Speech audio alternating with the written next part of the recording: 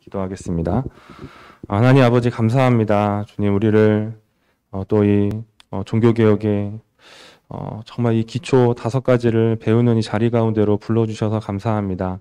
이 시간 우리가 이 5가지 오직에 대하여 배울 때에 주님 우리의 마음 안에 정말 하나님을 향한 뜨거운 마음을 부어주시고 주님 정말 우리가 잃어버렸던 것이 있다라면 정말 다시금 회복하게 하여 주셔서 주님 정말 우리의 삶이 바뀌어지고 또 우리가 속한 이 교회들이 바뀌어지고 한국교회가 바뀌어지고 그렇게 열방에 또한 부흥을 소망할 수 있는 정말 이 5주간의 시간이 될 수 있도록 주님 역사하여 주시옵소서. 오늘 오직 성경에 대하여 함께 살펴봅니다. 주님 정말 우리 안에 내가 정말 이 오직 성경을 붙들고 있는가, 다른 것과 함께 하나님의 말씀을 붙들고 있지 않은가를 또한 다시금 돌아보며 정말 그 앞에 회개하며 엎드려 하나님의 말씀을 신실하게 붙들 수 있는 우리의 모든 삶이 될 수 있도록, 우리 자신이 될 수 있도록 주님 역사하여 주시옵소서. 감사를 드리며 예수님의 이름으로 함께 기도합니다. 아멘. 네, 그래서 첫 번째 오직 성경으로를 살펴보려고 합니다. 근데 16세기 그 당시 종교개혁이 일어날 당시 500년 전이죠. 몇 년 전에 4년 전에 종교개혁 500주년 기념 주였습니다. 500년 전에 그 시대와 우리 시대에 차이가 있다라는 거예요. 차이가 있다라는 거죠. 지금 제가 PPT 내용이 안 보이는데, 네. 종교개혁 시대의 오직 성경은 교회의 전통, 교회 회의, 교황의 도전과 맞서고 있었다라는 거죠. 오직 성경이 최종의 권위가 되어야 하는데 성경에 이렇게 돼 있어요 라고 말하니까 중세교회는 이렇게 말하는 거예요. 그거 아니야. 우리는 그렇게 해오지 않았어.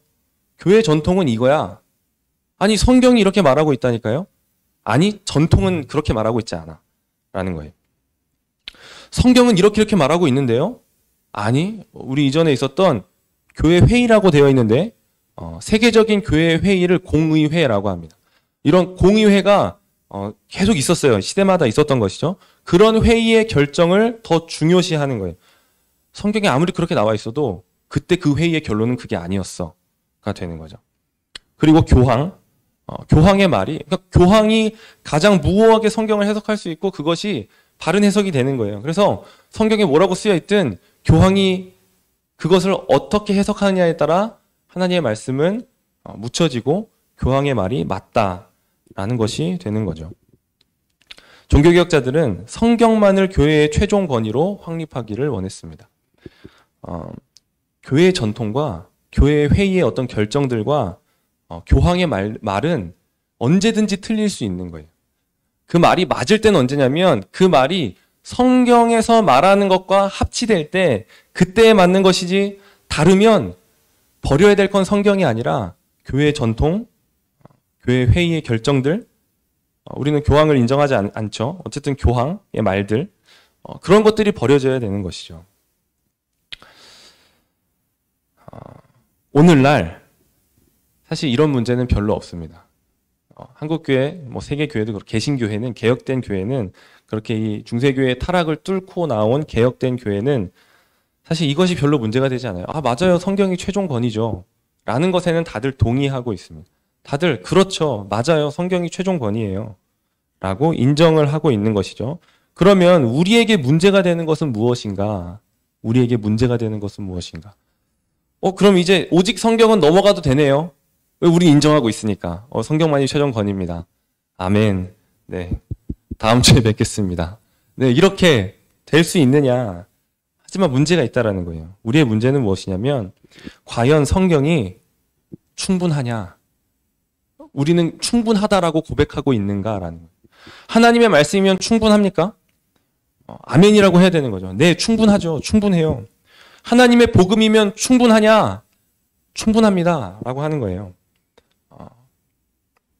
나를 구원하기에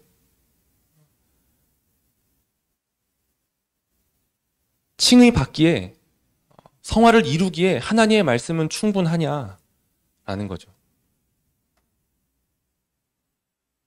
우리는 성경이면 충분하다라고 말하고 있는데 그렇다라고 말을 하고는 있는데 오직 성경이 맞아요 라고 말은 하고는 있는데 정말 우리의 삶의 현실과 우리의 삶은 어떠한가라는 것입니다.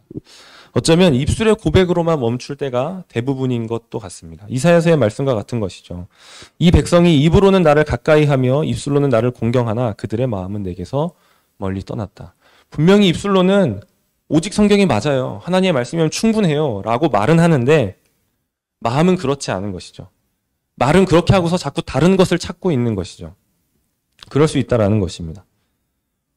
우리는 성경이 권위를 지녔다라고 고백하지만 불신자를 그리스도께 이끄는데 필요한 모든 것이 성경에 있다라고 정말 믿고 있는가? 경건한 어떤 인격이 자라도록 돕고 우리의 삶의 방향성을 제공하고 사회를 변화시키고 소생시키는 능력이 있다라는 것을 정말 믿고 있는가? 하나님의 말씀이면 그것으로 충분하다라고 정말 믿고 있는가라는 것이죠.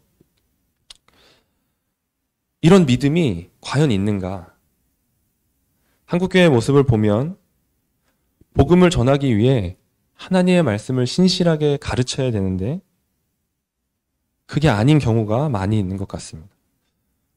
그냥 외적인 것들, 하나님의 말씀으로 구원을 받고 그 구원의 어떤 부수적으로 따라오는 유익들을 더 먼저 말하는 것이죠. 종교를 가짐으로써 얻는 어떤 실질적인 이익들. 마음에 평화가 있어. 너 지금 이렇게 괴롭잖아. 하나님께서 힘 주셔서 그 모든 어려움을 잘 극복해서 너로 성공하게 하실 거야. 라는 그런 말들을 하는 것이죠. 구원의 확신을 얻기 위해 성경이 아니라 어떤 특별한 체험이나 표징을 원하기도 합니다. 구원의 확신을 얻으려면 하나님의 말씀으로 가야 되는데 하나님께서 도대체 나를 위하여 무엇을 해주신 것인가? 그것을 발견해야 되는데 자꾸 다른 어떤 체험이나 표징을 원하는 것이죠. 하나님 나를 사랑하시면 이렇게 해주세요. 하나님 나를 구원하신 거면 구원하신 게 맞으면 이런 일들이 일어나게 해주세요. 라는 생각들을 하는 것이죠. 성화도 마찬가지입니다. 어떤 성화를 일으키기 위해 어떤 삶의 거룩한 경건의 삶으로 나아가기 위해 하나님의 말씀으로 가는 게 아니라 자꾸 어떤 특별한 체험을 원하는 것이죠. 어떤 종교적인 경험을 추구하고 있는 것입니다. 하나님의 뜻을 분별하기 위해 하나님의 인도하심을 받기 위해 하나님의 말씀이 아니라 다른 것을 찾는다라는 것이죠. 어떤 특별한 이것도 경험이죠. 어떤 특별한 계시를 쫓습니다. 사회를 변혁하기 위해 하나님의 말씀을 보아야 하는데 그 말씀 성경을 봐야 하는데 사회 변혁을 하기 위해 그냥 이 시대의 사람들이 무엇을 원하고 있는가를 보거나 어떤 시대 정신을 따라서 사람들이 이런 것들을 원하네 라는 것들을 따르고 있다라는 것이죠.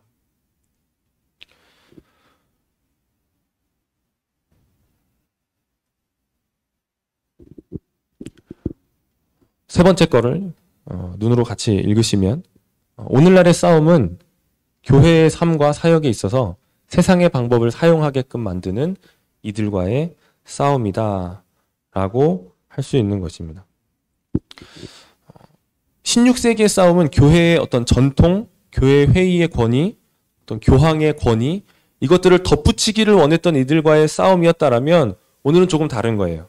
오늘날은 조금 다른 것이죠. 세상의 방법이 자꾸 이 교회로 밀려오고 있는데 같이 갈 수 있느냐? 하나님의 말씀과 세상의 방법들이 어떤 병행해서 같이 이것을 사용할 수 있느냐? 라는 것과의 싸움이라는 것이죠. 그래서 싸움의 결은 조금 다르지만 같은 것은 무엇이냐면 오직의 싸움인 것은 동일하다라는 것입니다. 오직의 싸움은 동일한 것입니다. 그때에도 오직 성경이냐라는 거였고 지금도 오직 성경이면 충분하냐라는 것인 오직의 싸움인 것은 동일하다라는 것이죠. 그래도 우리가 타락한 중세교회보단 낫잖아요 라고 생각을 하는 사람이 있을지 모르겠습니다. 타락한 중세교회보단 낫다. 성경의 권위가 이렇게 짓밟혀졌던 그때보다는 그래도 우리는 오직 성경이라고 말은 하니까 괜찮은 거 아니에요 라고 할 수 있겠죠. 그런데 작은 걸음이든 큰 한 걸음이든 오직을 떼는 것은 똑같은 거예요. 작게 떼어내든 크게 떼어내든 결국 하나님의 말씀의 권위를 훼손시키고 있다라는 것이죠. 노골적으로 성경의 권위를 다른 것 밑에 놓는 것, 그것과 표면적으로는 오직 성경이라고 성경의 권위를 최고 위에 놓았지만, 최종 권위로 놓았지만, 속으로는 그렇게 생각하고 있지 않고 자꾸 성경과 다른 것, 오직 성경이 아니라 다른 것을 함께 가고 있다라면 오히려 교묘한 것이 더 악한 것이 될 수 있는 것이죠. 지금도 오직의 싸움을 해야 하는 것입니다. 이 오직 성경의 말씀을 볼 때 말씀의 무호성에 대해서 먼저 살펴보겠습니다. 말씀의 무호성, 오류가 없다라는 것이죠. 말씀에 오류가 없다. 무호성이란 말씀에 오류가 없다라는 것이죠. 그러니까 이것은 이 성경이 무호하다. 여러분 성경이 무호하다라는 것에 동의를 하시나요? 그것을 믿나요? 하나님의 말씀에 오류가 없다. 오류가 없는 하나님의 말씀이다. 진리다. 라는 이 믿음이 우리에게 다 있어야 되는 거예요. 없으시면 안 되는 거예요. 다 있는 분들만 모여 있다라고 믿고 있습니다. 성경은 무호한 것이죠. 이것은 어디서부터 도출이 되는 것이냐면 성경이 하나님에 의해 영감되었다. 하나님께서 이 성경 말씀을 쓰셨다라는 거예요. 쓰셨다라는 거죠. 그러면 거기에 거짓이 있겠습니까? 없겠습니까? 하나님이 주신 말씀인데 없는 것이죠. 거짓이 없고 이것은 완전하다. 라는 것에서부터 자연스럽게 나오는 거예요. 아, 성경은 오류가 없구나. 특별히 오늘 강조하고자 하는 내용에서 이 성경의 무호성이라는 것에서 강조하고 싶은 것은 무엇이냐면 성경의 내용은 역사적으로 오류가 없다라는 것입니다. 역사적으로 오류가 없다. 성경은 역사책은 아니죠. 역사적인 사실을 그냥 어떤 객관적인 어떤 사실들을 쭉 나열하는 방식으로 쓰여진 책은 아니에요. 하지만 역사적인 책인 것이죠. 역사적인 책이에요. 2000년 전에 예수님이 이 땅에 오셨어요. 하나님께서 인간의 몸으로 이 땅에 오셨다라는 거죠. 성육신 하신 거예요. 진짜예요. 진짜죠. 모세가 있었을까요? 없었을까요? 있었어요. 모세가 있었죠. 모세가 이 애굽의 종로로 타던 이스라엘 백성들을 끌어냈을까요? 안 끌어냈을까요? 끌어낸 거예요. 진짜라는 거예요. 역사적인 책이라는 것이죠. 그래서 기독교는 역사적인 종교예요. 역사적인 종교. 이 기독교가 역사적인 종교다라고 할 때 그 뜻은 무엇이냐면 그것이 역사적 사실이 아니라면 기독교는 무너진다라는 뜻이에요. 역사적 사실을 믿고 있는 것이 아니라면 기독교는 헛되다, 의미가 없다라는 거죠. 불교에서는 경전의 역사적 사실 여부가 중요하지 않아요. 야, 이 말씀을 석가가 쓴 게 아니래. 뭐야, 그럼 누가 쓴 거야? 아, 어떤 사람이 석가가 쓴 것처럼 그냥 그렇게 지어내서 쓴 거래. 라고 말하면 불교는 어떻게 될까요? 괜찮습니다. 별로 중요하지 않습니다. 그냥 그 가르침의 내용이 가르치면 석가의 가르침인 것 같아. 그게 맞으면 됐어. 석가가 썼든 안 썼든 그게 뭐가 중요해? 라고 말할 수 있는 게 불교인 것이죠. 다른 모든 종교들은 그런 거예요. 경전의 역사적 사실이 별로 중요하지 않아요. 그냥 그 경전의 가르침, 어떤 사상이 중요한 것이지 뭐 거짓이면 어때? 그 사람이 쓴 게 아니면 어때? 가르침이 좋으면 됐지가 될 수 있는 것이죠. 근데 성경이 거짓이라면, 성경이 역사적인 책이 아니라면 기독교는 붕괴가 되는 것입니다. 창세기 1장 1절 태초에 하나님이 천지를 창조하시니라 라고 하셨다는 이 말이 가짜라면, 거짓이라면 그냥 어떤 가르침을 주기 위해 그냥 그렇게 꾸며낸 이야기에 불과하다면 우리는 여기 있을 필요가 없는 거예요. 그냥 이 창세기 1장 1절의 말씀이 가짜라면 여러분 그냥 다 나가시면 돼요. 저기 뒤에서 모든 회의 종료 눌러서 그냥 끝내버리면 되는 거예요. 예수 그리스도께서 2000년 전에 이 땅에 오신 것이 가짜라면, 하나님이 인간이 되셨다라고 하는 이 성육신의 이 진리가 가짜라면, 복음서들에서 말하는 예수님의 모든 말씀과 예수님의 모든 사역들이 그저 어떤 2000년 전에 어떤 신흥 종교를 일으키고자 했던 무리들이 어떤 12명의 사람이 모여서 야, 우리 이런 종교를 만들어 보자 라고 하면서 그래, 야, 한 사람을 만드는 거야. 예수라는 사람, 이름의 사람을 만들어가지고 그 사람이 온 인류의 죄를 위해 죽었다라고 이렇게 이야기를 지어내자 라고 그렇게 지어낸 이야기라면 기독교는 세상에서 가장 헛되고 불쌍한 종교가 되는 것입니다. 우리의 믿음은 불쌍한 믿음이 되는 것이죠.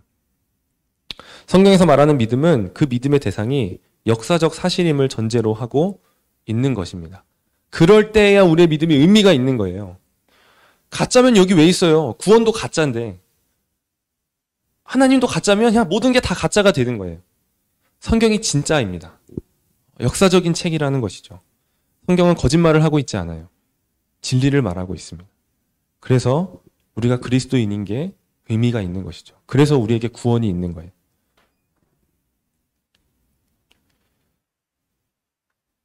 성경의 무호성을 인정하지 않고 거절하는 사람들이 있습니다. 그들을 자유주의 신학자들이라고 부릅니다.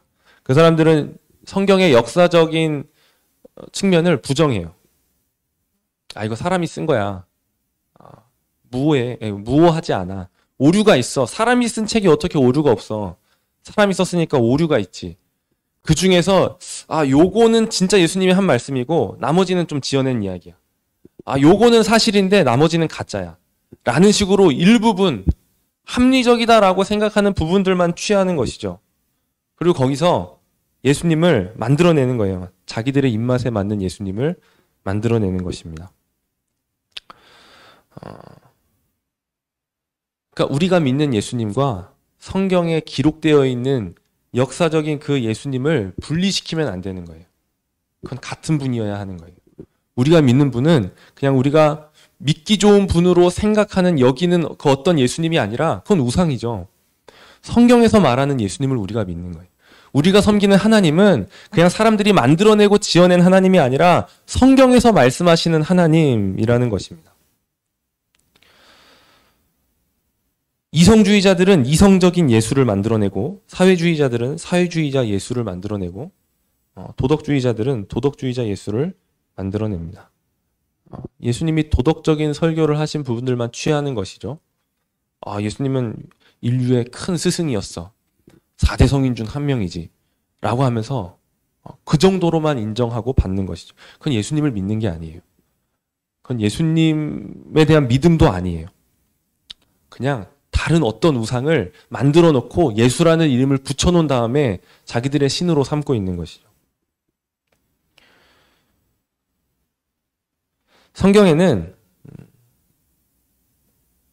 모순점이 있는 것처럼 보이기도 합니다. 이렇게 읽다 보면, 이 말씀은 뭐지? 라고 하는 어떤 그런 생각들이 들으셨는지 모르겠어요.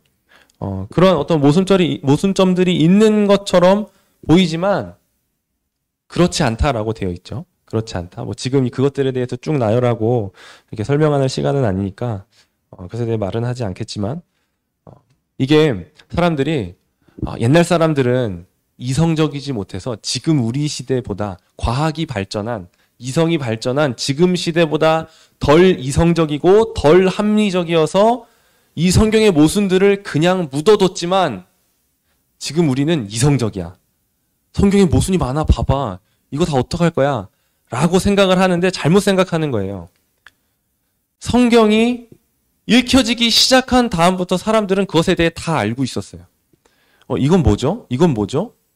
이건 뭐예요? 이 말씀이 좀 부딪히는 것 같은데 이거랑 말이 다른 이유는 뭐예요? 라는 것들을 이미 초대교회 때부터 질문했고 이미 그 당시에 이 초대교회 교부들이 이미 그것에 대하여 답을 했다라는 거예요. 많은 논의들을 거치고 답을 주었다라는 것이죠. 교회의 위대한 스승이었던 4세기의 사람이 있습니다. 아우구스티누스, 어거스틴이라고 하는 그 분들도 그와 같이 했던 그 동시대의 사람들, 제롬, 이런 신학자들에 의해 그런 모순점들이 이미 많이 논의가 된 거예요. 그리고 이미 답을 많이 주었던 것이죠. 지금 시대 사람들이 더 똑똑하고 더 이성적이고 더 합리적이다라는 생각은요, 진화론에 입각한 생각입니다. 진화론에 입각한 생각이에요. 그때보다 지금이 훨씬 더 낫다라는 거죠. 아니에요.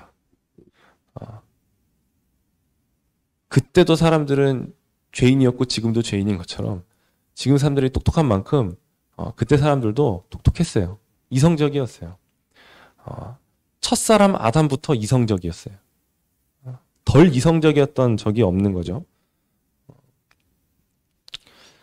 물론 지금 시대가 도움이 되는 것은 있습니다. 어떤 고고학의 발전과 과학기술의 발전이 도움이 되는 거죠. 어떻게 도움이 되냐면 야 성경은 모순이야 라고 말하는데 도움이 되는 게 아니라 오히려 이전 시대에 야 이거는 잘 모르겠다. 이게 정말 역사적으로 실제로 있었던 일인지 좀 의문이다. 이런 기록이 없어 라고 했는데 최근에 들어서 그런 것들이 발견되는 거예요.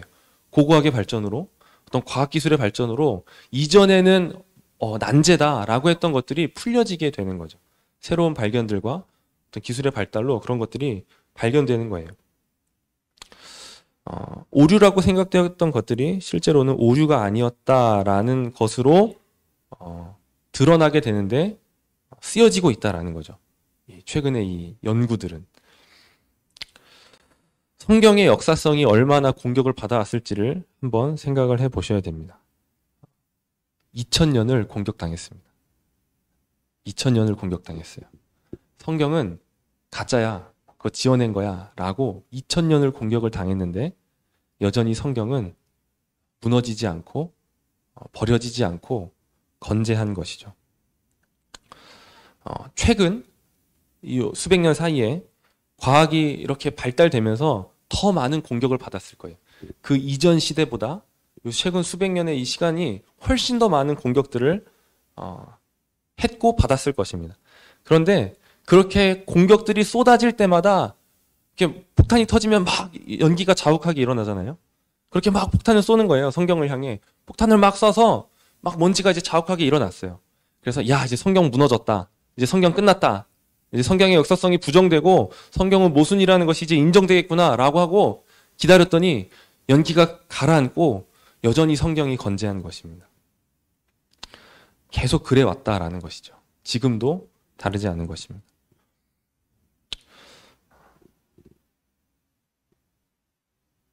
성경의 무호성에 대해서 살펴보았습니다. 성경에 오류가 없는 거예요. 역사적 사실로서 하나님께서 거짓말을 하고 있지 않은 것이죠. 완전한 하나님의 말씀이라는 것입니다. 두 번째는 말씀의 충분성인데요. 사실 말씀의 무호성보다는 말씀의 충분성이 오늘날 교회가 당면한 가장 중요한 문제다라고 이야기할 수 있습니다. 무호성이 중요하지 않다라는 건 아니에요. 무호성 중요해요. 중요하죠. 당연히 중요합니다. 그런데 오늘날 교회의 모습을 볼 때 가장 중요한 문제는 아니라는 거예요. 이 시대적인 상황이 그렇다라는 거예요. 자유주의 교회가 아니라면 성경의 무호성을 다 인정해요. 다 고백해요. 자유주의 교회에 다니시는 분들이 여기 있는지 모르겠습니다. 아마 거의 없을 거예요. 아마 지금 여기는 없을 거예요. 자유주의 교회는요. 거기 가서 앉아있으면 내가 왜 교회를 다니고 있나라는 생각이 들 수밖에 없을 거예요. 이거는 뭐 하나님의 말씀도 아니고 그냥 사람이 쓴 말씀인데 그냥 어쨌든 배우자라고 할 수밖에 없는 거죠.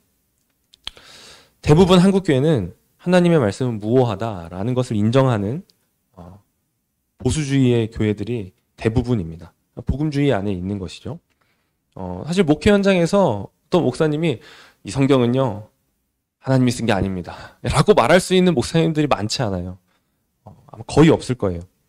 어쨌든 그런 교회가 많지 않기 때문에 그런 목사님들이 많지 않기 때문에 기본적으로 성경은 무호한 하나님의 말씀이라는 것을 받아들이는데 전혀 지장이 없어요. 무호성을 다 받아들이고 있는 거죠. 오히려 문제가 되는 것은 뭐냐면 성경은 무호하다라는 것을 받아들이고 그렇지 오직 성경이지 하나님의 말씀이지 라고 말하는데 하나님의 말씀으로는 충분하지 않다라고 생각하고 행동하는 것이 문제인 것이죠. 성경으로 충분하냐? 구원을 얻는데 하나님의 말씀 외에 무언가 더 필요하냐? 필요한가요? 아니죠. 하나님의 말씀이면 충분한 거예요. 복음 외에 다른 무언가를 더할 게 없는 거예요.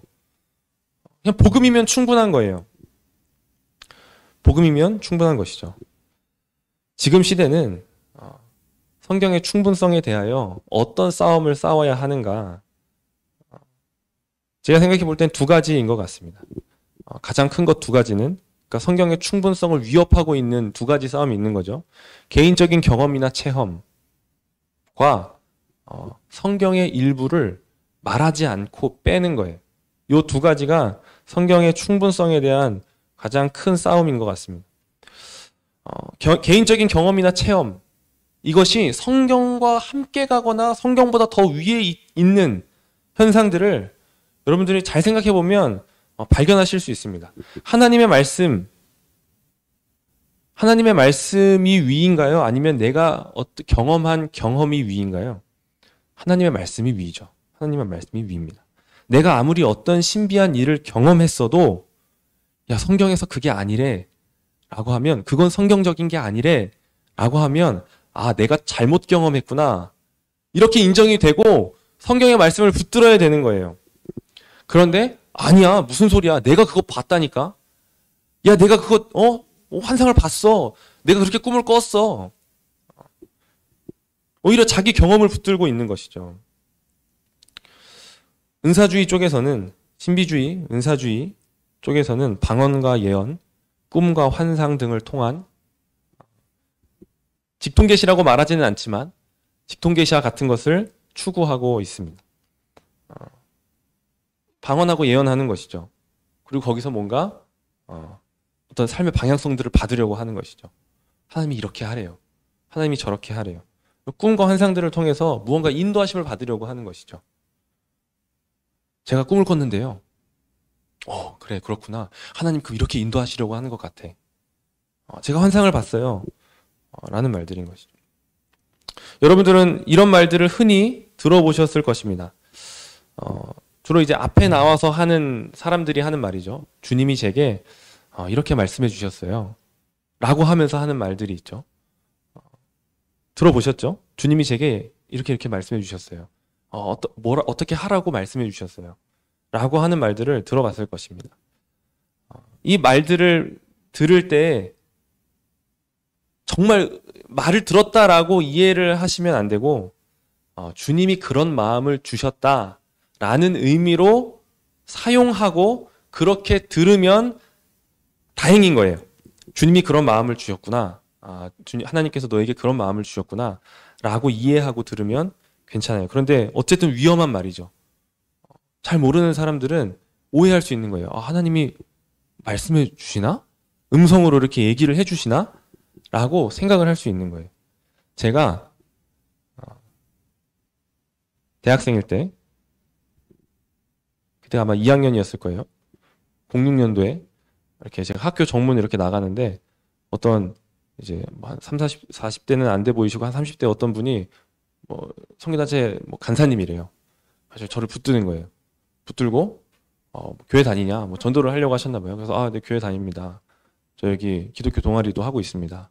이렇게 얘기를 했는데, 이렇게 이런저런 얘기를 하시다가 갑자기 하나님의 음성을 듣고 있냐고 이렇게 저한테 물어보시는 거죠. 그래서 하나님의 음성이요?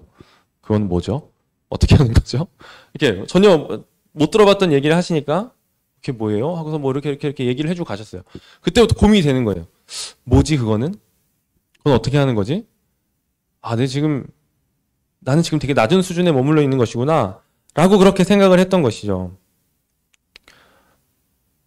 하나님이 마음을 주세요. 마음을 주실 수 있어요. 어떤 마음을 주실 수 있어요. 그런데 어떤 음성으로서 이렇게 내가 인도함을 받고 싶다, 그리고 그것이 불가능하다는 게 아니에요. 그러실 수도 있죠. 그런데 그것이 주가 되어서 하나님의 말씀이 아니라 자꾸 어떤 특별한 경험들을 통해서 이 삶의 방향들을 인도받고 어떤 결정들을 인도받으려고 하는 것은 결코 성숙한 신앙의 모습이 아니라는 거예요. 그런데 우리는 오해를 하는 거죠. 뭔가 저렇게 하나님의 음성을 듣고 따라가는 그 삶이 더 좋아 보이고 더 경건해 보이고 영적으로 성숙해 보이고 이게 더 신령한 경지가 있는 거구나 라고 생각할 수 있게 되는 것입니다. 이것에 대해서 아마 나중에 다시 얘기를 할 거예요. 또 성경의 일부를 빼는 것이 될 수 있다라고 말씀을 드렸죠. 일부를 말하지 않는 거예요. 하나님의 말씀에서 창세기부터 요한계시록까지의 그 말씀 가운데 말하고 있는 그것을 의도적으로 말하지 않는 것이죠. 요즘은 듣기 싫어하는 말을 하는 것을 무서워합니다. 인간의 죄인됨에 대하여 하나님께서 죄인을 향해 진노하신다라는 것에 대해서, 지옥에 대해서, 하나님께서 죄인에게 주실 그 영원한 형벌에 대해서는 말하지 못하는 것이죠. 하나님께서 죄인을 향해 무엇을 하실까요? 하나님께서 죄인을 향해, 죄인에게, 하나님이 죄를 좋아하시나요? 죄를 사랑하시나요? 죄를 싫어하시는 거예요. 죄를 증오하시는 것이죠. 죄에 대하여 진노하시는 거예요. 하나님께서 죄인에게 주시는 것은 하나님의 진노입니다. 하나님의 영원한 형벌인 것이죠. 그런데 뭐 하나님이 사람한테 진노를 해? 그런 하나님이 어딨어? 이렇게 말하니까 하나님이 진노하십니다라는 말을 못하게 되는 거예요. 할 수 있는 말은 하나님은 당신을 사랑하십니다. 라는 말밖에 하지 못하는 시대가 된 것이죠. 죄인에게 알려주어야 할 죄로 인한 비참함, 거룩하시고 공의로우신 하나님의 엄중한 그 진노에 대해서 그날에 있을, 우리 주 예수님께서 다시 오시면 있을 그 심판에 대하여는 말하기가 매우 어려운 시대가 되어버렸다는 것입니다. 여러분, 복음의 뜻이 뭐예요?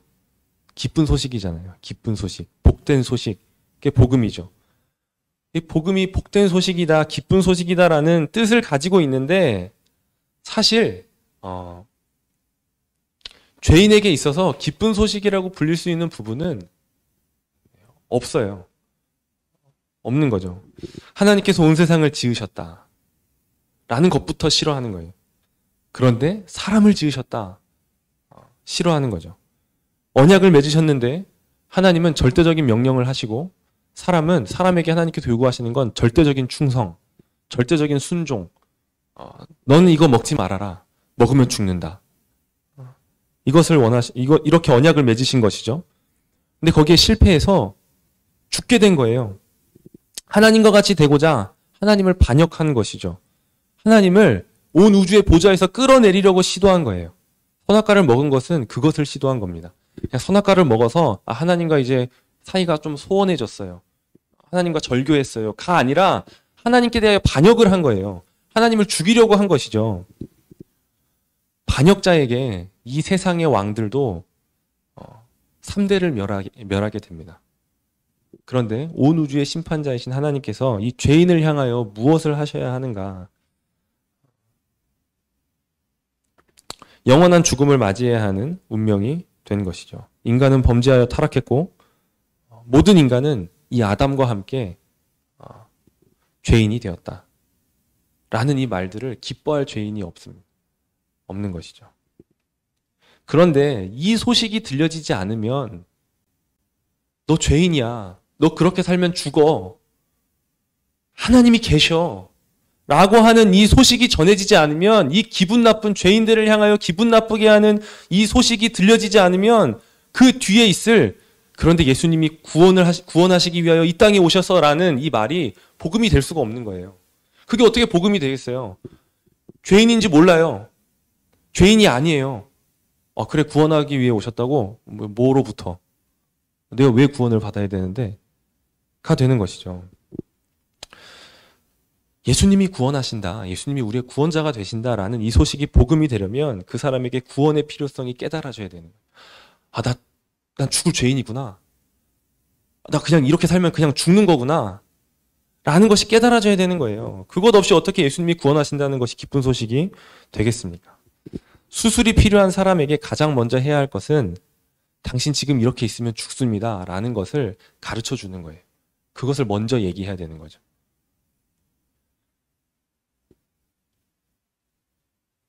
성경에서 말하는 것을 빼는 것도 성경이면 충분하다라는 것에 대한 싸움이 되는 것입니다. 우리는 성경에 무엇이라도 더하면 안 되지만, 성경과 함께 다른 것을 더하면 안 되지만, 성경에 있는 것을 빼는 것도 안 된다라는 거예요. 덜어서도 안 되는 거예요. 이건 부담스러우니까 좀 빼자 라고 해서도 안 되는 것이죠. 요한계시록에서 이렇게 사도 요한께서 엄중히 말씀하십니다.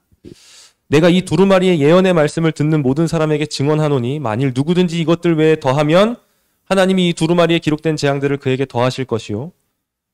빼는 것도 말하는 거죠. 이제 만일 누구든지 이 예언의 말씀에서 제하여 버리면 하나님이 이 두루마리에 기록된 생명나무와 및 거룩한 성에 참여함을 제하여 버리시리라 라고 말씀하셨습니다. 이 두 가지 싸움이 한국교회 안에 있는 큰 싸움인 것 같습니다. 여러분, 성경에 대한 믿음을 가지셔야 됩니다. 나쁜 소식인 것 같은 그 소식도 하나님의 말씀인 거예요. 인간은 죄인이다 라는 것도 말씀인 거죠.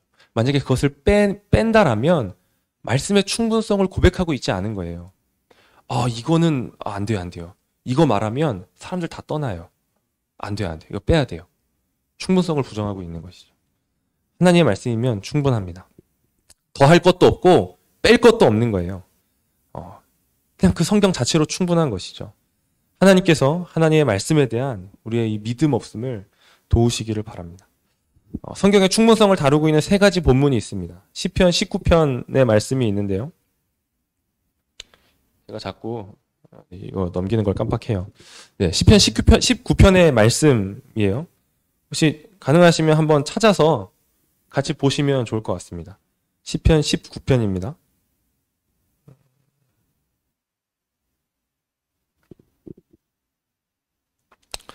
제가 1절만 읽으면 하늘이 하나님의 영광을 선포하고 궁창이 그의 손으로 하신 일을 나타내는도다 라고 하면서 6절까지 시편 19편 1절부터 6절까지 하나님의 일반 계시에 대하여 말하고 있어요. 하늘이 하나님의 영광을 선포한다. 이 온 만물이 이 피조 세계가 하나님의 영광을 드러내고 있다라고 말하는 거죠. 그래서 우리가 이런 웅장한 자연 앞에 섰을 때 뭔가 이렇게 막 올라오는 것들이 있잖아요. 한국에 또 그런 것들이 많이 있죠. 그렇죠? 네, 한국에 많이 있죠. 한국에도 절경들이 많이 있잖아요. 그런 절경들 앞에 서면 와, 하는 탄성이 나오는 거죠. 우리는 어떻게 합니까? 와 하면서 와 하나님 정말 주께서 지으신 이 세상이 너무 아름답습니다. 온 세상이 하나님을 찬양하고 있습니다. 영광을 드러내고 있습니다라고 고백을 하겠죠. 그런 거예요. 일반 계신 그런 거죠. 근데 그리스도인이 아닌 사람은 그렇게 반응하지 않죠. 그냥 와 그래 힘내자. 이 정도로 끝나버리는 거예요. 와 그래 나도 이제 열심히 살아보자가 되는 거죠. 옛날 사람들은 그렇게 감탄하고 우상을 숭배했습니다. 하늘에 번개가 막 우르르 치면 오 하늘의 신 제우스여 하고 바다에 가서 이 광활한 바다 가운데 나가면 바다의 신 포세이돈이여 라고 이렇게 하는 거죠. 일반 계시를 제대로 수납하지 못하는 거예요. 범죄하여 타락한 인간은 일반 계시를 제대로 수납하지 못해요.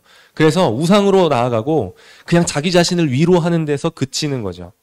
그런데 그 다음에 7절부터 10절의 말씀을 보시면 이제 1절부터 6절까지는 일반 계시에 대해 말하고 7절부터 10절은 하나님의 특별 계시, 성경에 대해 말하는 거예요.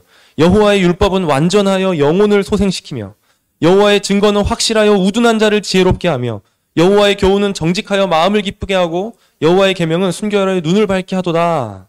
이렇게 하나님의 계시는 완전한 거예요. 그래서 영혼을 소성시키는 거죠. 일반 계시는 영혼을 소성시키는 기능이 없어요. 그냥 타락한 인간이 일반 계시 앞에 섰을 때 그냥 와 대단하네 하고 끝나는 거예요. 그런데 하나님의 특별 계시 앞에 서면 영혼이 살아나는 거예요. 영혼을 소성시키는 거죠. 눈을 밝게 하는 거예요. 이 특별 계시에 대한 말씀이 나오고 11절부터 14절까지는 또 다른 부분이 시작이 되는데 회개가 나옵니다. 이 시편 기자의 회개가 나오는 거죠. 12절을 보시면 자기 허물을 능히 깨달을 자 누구리요? 나를 숨은 허물에서 벗어나게 하소서. 죄를 짓게 하지 말게 하사 그 죄가 나를 주장하지 못하게 하소서. 라고 죄에 대하여 회개하는 거죠. 일반 계시 앞에서 타락한 인간은 와 하고 끝이 나지만 특별 계시 하나님의 말씀 앞에 서면 여호와의 율법 앞에 서게 되면 그 사람은 회개로 나아가게 되는 거예요. 이는 특별 계시인 성경이 무엇을 위하여 있는지를 가르쳐 주는 것입니다. 일반 계시의 목적은 하나님의 영광이에요. 구원은 아닙니다. 특별 계시의 목적도 물론 궁극적으로는 하나님의 영광이에요. 그런데 우리를 위하시는 목적도 있어요. 구원입니다. 구원인 것이죠. 구원을 위하여 주신 계시가 특별 계시 성경인 거예요. 여러분 하나님의 말씀이 아니면 구원을 받을 수 있는 게 없어요. 사람을 회개케 하는 것은 하나님의 말씀이 아니면 불가능한 거예요. 하나님의 말씀이 아닌 자꾸 다른 것을 가져와 하면 그 사람이 뭔가 감동을 받고 뭔가 그렇지 예수님께 헌신하겠지 그렇지 않다라는 거예요. 만약에 하나님의 말씀이 아니라 다른 걸 갖고 왔는데 사람들이 좋아하고 나 예수님 따를래요. 저 이제 교회 나올래요 하면 거짓된 회심일 수 있다라는 거예요. 거짓된 회심일 수 있는 것이죠. 하나님 말씀에 구원이 있습니다. 예수님께서 이렇게 말씀하셨습니다. 요한복음 5장 39절에 너희가 성경에서 영생을 얻는 줄 생각하고 성경을 연구하거니와 이 성경이 곧 내게 대하여 증언하는 것이다. 성경에서 영생을 얻는 줄 생각하고 연구하는구나. 맞아. 이 성경이 나에 대해 증언하는 거야. 여러분, 예수님을 어디서 만나겠습니까? 우리는 다른 데에서 예수님을 만날 수 없어요. 다른 데서 만나는 예수님은 자기 입맛에 맞게 만들어낸 예수님밖에 안 되는 거예요. 오직 성경으로 가야, 하나님의 말씀으로 가야 예수님을 만날 수 있는 것이죠. 그 말씀이 예수님을 증언하고 있기 때문에 그렇습니다. 두 번째는 마태복음 4장 1절에서 11절 말씀인데요. 시간이 좀 지나서 좀 빠르게 보면 예수님이 시험을 이기셨죠. 성령에 이끌려 사탄의 시험을 받으러 광야로 나가셨어요. 거기서 예수님께서 어떻게 그 유혹들을 물리치셨나요? 네, 힘으로 일로 와. 감히 나한테 덤벼? 이렇게 해가지고 물리치는 거죠. 이렇게 하지 않으셨어요. 하나님의 말씀으로. 신명기 말씀 세 구절을 인용하시면서 이 사탄의 유혹을, 시험을 물리치신 것이죠. 신명기 8장 3절, 여기는 안 써 있는데, 신명기 8장 3절, 신명기 6장 16절, 6장 13절의 말씀을 사용하여 물리치셨습니다. 예수님께서 말빨로 사탄을 충분히 제압할 수 있었어요. 하나님의 말씀이 아니라 그냥 야, 네가 나한테 감히 덤비냐? 너는 이래서 이렇고 나를 이길 수 없어. 물러가라라고 할 수도 있었죠. 그리고 능력도 있었어요. 물리칠 능력도 있어요. 힘도 있어요. 그냥 예수님이 그냥 바람 후 한번 부시면 그냥 날아가 버릴 사탄인 거예요. 그렇게 얼마나 쉽게 물리칠 수 있었는데 그렇게 하지 않으셨다라는 거죠. 문제를 해결하실 때 예수님은 성경으로 이 문제를 해결하셨습니다. 예수님께서 당하신 이 시험은 사실 우리에게 닥친 모든 고난과 유혹의 시험 가운데 필요한 것은 한 가지다라는 것을 가르쳐 주는 거예요. 여러분들 어떤 인생의 시련의 시간들을 지나고 계십니까? 고난의 시간들을, 그냥 인생은 고난의 연속이잖아요. 고난이 왔다가 어떡하냐 하다가 어떻게 간신히 버텨서 넘어가면 이제 좀 살만하다라고 하면 또다시 고난이 찾아오는 거죠. 문제가 하나 해결이 되면 또 다른 문제가 찾아오는 거예요. 이런 문제 가운데 필요한 것이 여러 가지가 아니라 한 가지다라고 예수님이 가르쳐 주시는 거예요. 하나님의 말씀이 필요하다. 하나님의 말씀이 필요하다. 어떤 힘과 능력이 어떤 돈이 아니라 다른 게 아니라 하나님의 말씀이다. 라는 것입니다. 세 번째, 디모데후서 3장 있습니다. 디모데후서 3장 1절을 제가 읽어드릴게요. 너는 이것을 알라. 말세에 고통하는 때가 이르러 2절도 읽으면 사람들이 자기를 사랑하며 돈을 사랑하며 자랑하며 교만하며 비방하며 부모를 거역하며 감사하지 아니하며 거룩하지 아니하며. 그러니까 지금 마지막 때에 말세에 고통하는 때가 이른다. 사람들은 그냥 자기만 생각하고 사랑이 다 식어지고 막 이렇게 거역하고 감사하지 않고 타락해가고 라고 하는 이 마지막 때를 묘사해주고 계시는 거죠. 사도 바울께서 디모데에게. 이 말세는 언제일까요? 이 말세. 예수님 다시 오시기 바로 직전 딱 그 마지막 임박했을 때가 맞습니다. 그런데 예수님이 승천하시고 나서 예수님이 다시 오실 그때까지가 모두 다 예수님의 재림이 임박하신 때예요. 예수님이 승천하시고 내가 다시 올 거야 라고 올라가신 그 순간부터 말세인 거예요. 그때부터 마지막 때인 거죠. 초림과 재림 사이의 이 세상이 마지막 때인 것입니다. 이 마지막 때의 모습이 어떠하냐? 사람들이 자기를 사랑하며 돈을 사랑하며 자랑하며 교만하며 비방하며. 세상의 모습이죠. 계속 이래 왔던 거예요. 그런데 그 다음 구절에 뭐라고 말씀하시냐면 경건의 모양은 있으나 경건의 능력은 부인하니 라고 이 말씀도 아시죠? 경건의 모양은 있으나 경건의 능력은 부인한다. 이건 뭐냐면 그냥 세상 사람들을 얘기를 하는 게 아니에요. 교회를 얘기하는 거예요.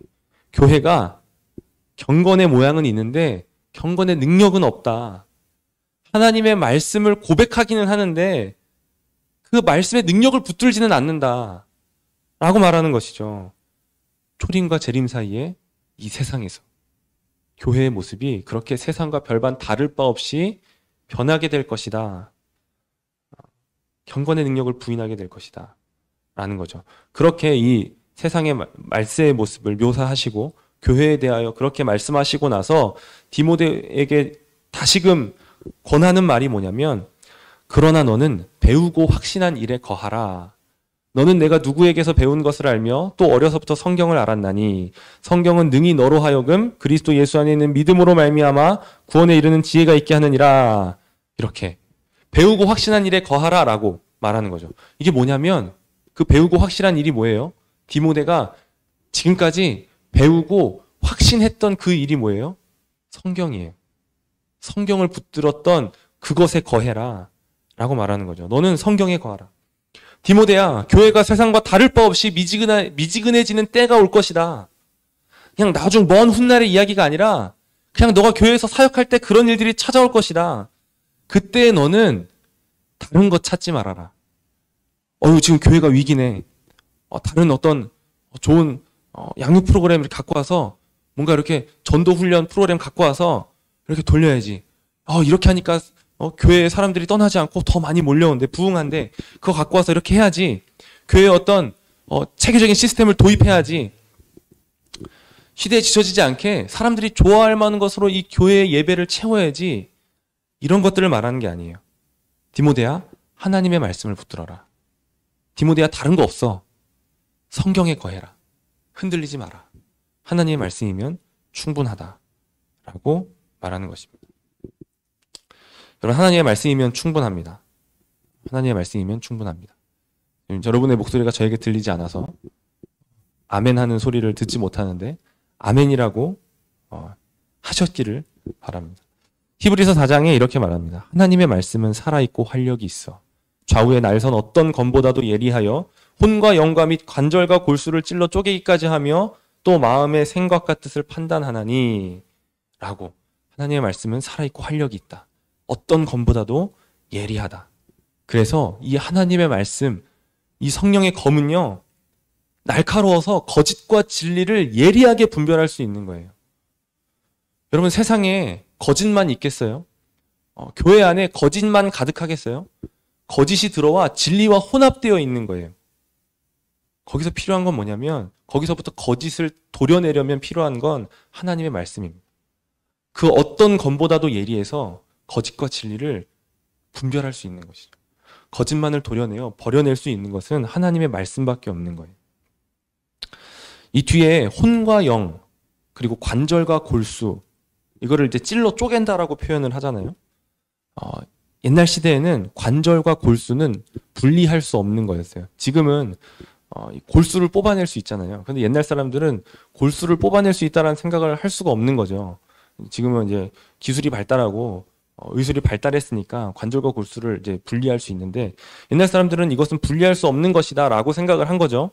그런데 그 불가능한 관절과 골수를 분별할 수 있다. 하나님의 말씀은 그렇게 날카롭고 예리하다라는 거예요. 판단할 수 있다. 모든 것을 판단할 수 있다라는 거예요. 여러분, 우리의 삶에 무엇이 잘못됐는지, 우리가 속한 교회에 어떤 것이 잘못되었는지, 한국교회 안에 지금 어떤 것이 잘못되었고 어떤 부분이 타락한 것인지를 판단하려면 다른 걸 도입해야 되는 게 아닌 거예요. 하나님의 말씀으로 돌아가야 되는 것입니다. 하나님의 말씀만이 판단할 수 있는 근거가 되는 것이죠. 하나님께서는 하나님의 말씀 외에 세상을 판단할, 우리를 판단할, 이 세상의 모든 것들을 판단할 다른 어떤 것을 주신 적이 없다라는 거예요. 하나님의 말씀이면 충분한 것이죠. 아멘입니다. 하나님의 말씀이면 충분합니다. 자신에게 한번 말해줍시다. 하나님의 말씀이면 충분합니다. 하나님의 말씀이면 충분합니다. 아멘인 것이죠. 네, 잠깐 쉬고 제가 원래 10분을 쉬려고 했는데 5분을 쉬고 다시 모이겠습니다. 25분에 다시 모이도록 할게요. 네, 5분 동안 잠깐 쉬도록 하겠습니다. 네, 그래서 앞 시간에서는 하나님의 말씀의 무호성에 대해서 그리고 하나님의 말씀의 충분성에 대해서 이렇게 주로 하나님의 말씀의 충분성에 대해서 이야기를 나눴죠. 그리고 이제 요 나머지 절반의 시간은 충분하다. 말씀은 충분하다. 하나님의 말씀은 충분하다라는 것을 좀 더 살펴보려고 합니다. 일단 빼야겠습니다. 네.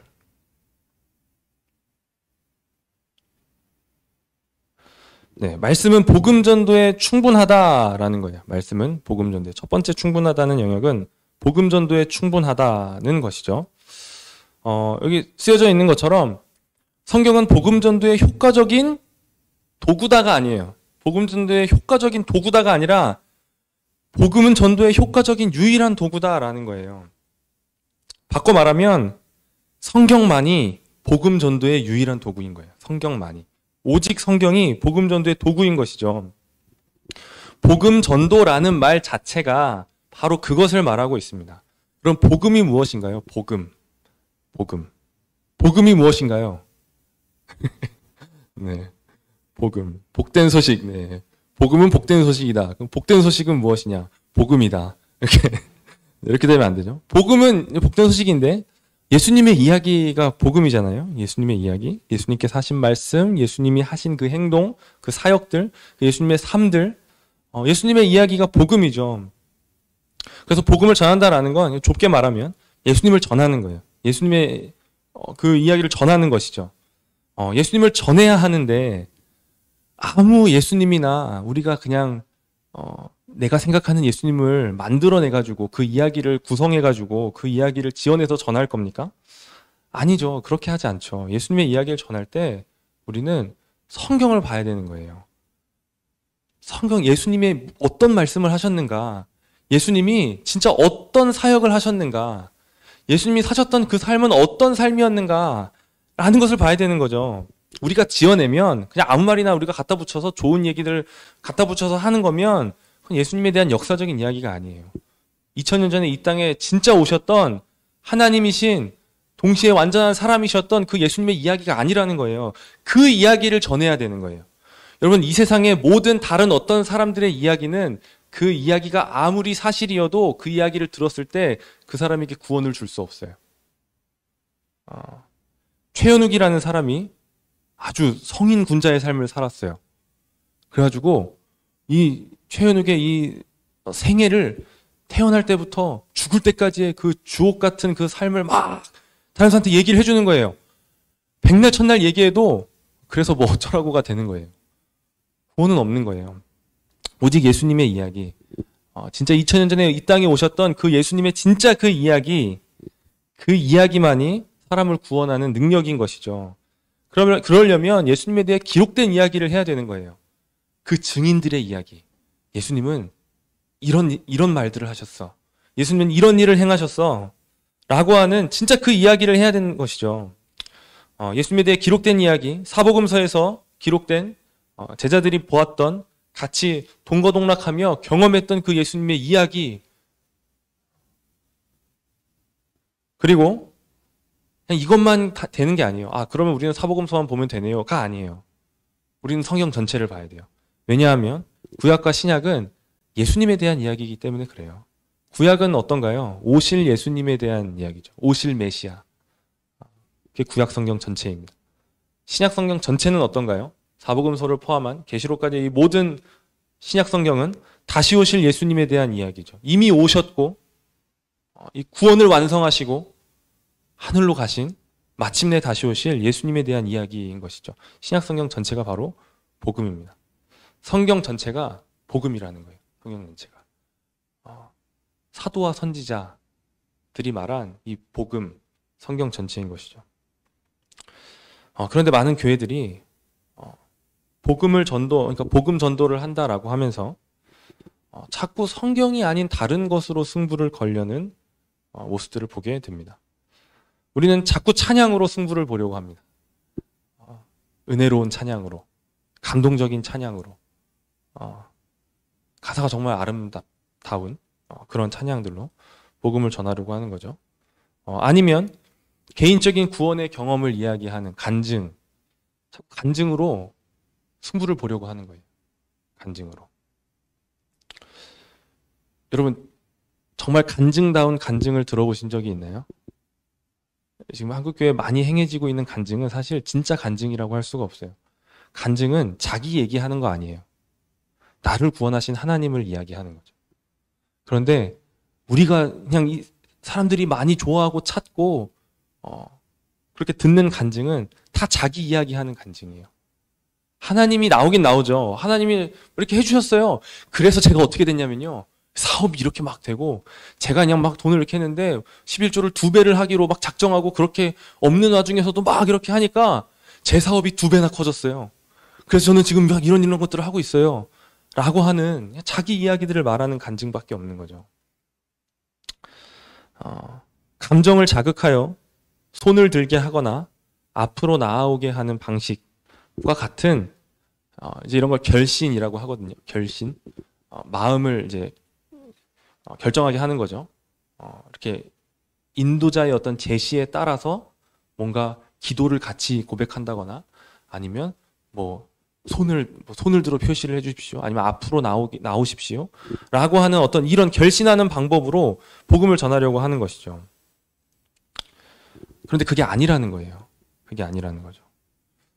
매혹적인 음악이나 감동적인 간증, 감정적인 어떤 호소, 그리스도에 대한 헌신을 다짐하고자 앞으로 나아오게 하는 것 등과 같은 것들은요, 주된 수단이 아니에요.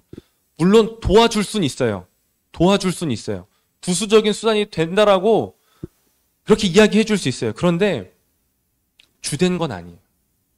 하나님의 말씀 없이, 그러니까 복음 전도할 때 뭐 앞으로 나오라고 할 수 있죠. 왜 못하겠어요? 앞으로 나오게 할 수 있죠. 손 들으라고 할 수 있죠. 왜 못하겠어요? 그런데 거기에 하나님의 말씀으로는 충분하지 못하다라고 하는 그런 생각을 가지고 그런 방법들을 쓰는 것은 하나님이 전혀 기뻐하시는 방식이 아니라는 거예요. 찬양은 복음의 멜로디를 붙인 거죠. 그렇죠? 찬양에 은혜가 있죠. 찬양은 이제 또 극단적으로 나가면 찬양으로는 은혜를 받지 못한다. 그거는 하나님께서 우리에게 베풀어 주신 은혜를 고백하는 것이다. 맞아요. 기본적으로 찬양은 그런 거예요. 그렇죠? 그런데 찬양 자체도 사실 하나님의 말씀에 멜로디를 붙인 것이죠. 그래서 거기서 찬양을 부를 때 마음을 다해 우리 그 삶을 올려드리며 찬양을 할 때 은혜가 있어요. 그게 없다라는 얘기는 아니에요. 그런데 그것으로 승부를 보려고 하면 안 된다라는 거죠. 간증도 정말 정상적인 간증이라면, 바른 간증이라면 할 수 있어요. 자신을 구원한 하나님에 대하여 말해야죠. 우리는 그런 걸 말해야 돼요. 말해야 되는 거예요. 아예 간증 쓸데없어. 간증 같은 건 하면 안 돼. 라고 말하는 것도 잘못된 거예요. 자신이 경험한 복음에 대해서 말하는 거죠. 하나님에 대해 말하면 가능해요. 그런데 그런 것들을 사용해서 뭔가 감정적으로 사람들을 이끌어내려고 하는 것, 하나님의 말씀이 아니라 그런 것들로 사용하려고 하면 잘못됐다라는 거예요.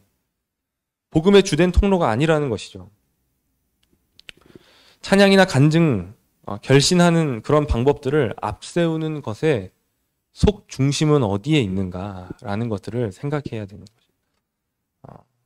하나님의 말씀에 대한 충분성을 믿지 못하고 있는 것은 아닌가라는 거죠. 그것을 돌아봐야 하는 것입니다. 하나님의 말씀을 충실히 가르치거나 설교하는 것과 별개로 그것들 없이 그냥 이 부수적인 수단이라고 할 만한 것들만을 사용해서 뭔가 결과가 나타나요. 사람들이 너무 좋아해. 막 교회로 더 몰려 들어와. 그러면 위험한 거예요. 하나님의 말씀이 없는데 그런 것들을 사용해서 부흥이 되면 그건 위험한 상태라는 것입니다. 명목상의 그리스도인들을 많이 늘리는 결과가 나타날 수 있는 것이죠. 제가 이제 성경 공부할 때 종종 하는 말이 있는데 성경 들고 지옥에 가는 사람들을 양성하는 것일 수 있다는 것입니다. 성경 들고 여호와 여호와 하면서 금송아지 앞에서 경배하고 있는 거죠. 잃어버린 영혼들의 증생을 위해 성령이 역사하시는 유일한 방법은 성경입니다. 성경. 하나님의 말씀인 것이죠. 베드로전서 1장 23절의 말씀을 제가 읽어드리겠습니다. 너희가 거듭난 것은 썩어질 씨로 된 것이 아니요 썩지 아니할 씨로 된 것이니 살아있고 항상 있는 하나님의 말씀으로 되었느니라. 사람이 거듭나는 것은 다른 것으로 되지 않고 오직 하나님의 말씀으로 된다. 그러니까 하나님의 말씀을 붙들지 않으면 복음 전도가 성공할 수가 없는 거예요. 하나님의 말씀 없이 뭔가 성공하는 것처럼 보인다? 지금 뭐가 잘못되고 있는 것입니다. 하나님의 말씀이 있어야 되는 것이죠. 마가복음 1장 예수님께서 어떻게 생각하셨는가 이 일들에 대하여 예수님의 그 1장에서의 예수님의 상황들을 좀 살펴보려고 하는데요. 마가복음 1장을 이렇게 펴서 한번 보세요. 펴서 지금 이렇게 찾아주세요. 마가복음 1장 찾아서 같이 봅시다.